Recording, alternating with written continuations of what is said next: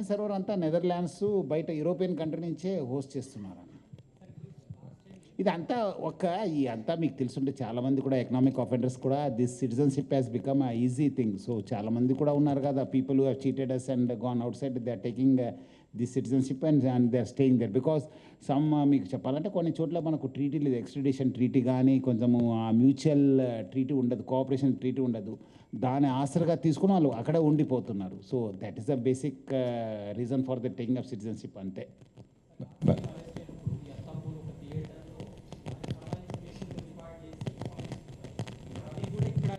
Agents ఉండొచ్చు అదే మనము definitely must be there who will send them in telegram channels ద్వారా పంపించుంటారు. మనం టెలిగ్రామ్ వాళ్ళు కూడా అడుగుతాను ఎవరు ఈయన లింక్లో ఉన్నారు, ఎట్లా వచ్చింది అనేది పైన కూడా మనం డీటెయిల్గా విల్ ఆస్క్ దెమ్. మేడం ఇప్పుడు ఈ కేసు స్టార్ట్ చేసినప్పుడు వనస్థలిపురం అరెస్ట్ చేసినప్పుడు అతను మూవీ రూల్స్కి టెలిగ్రామ్లో అమ్ముకుంటున్నాడు.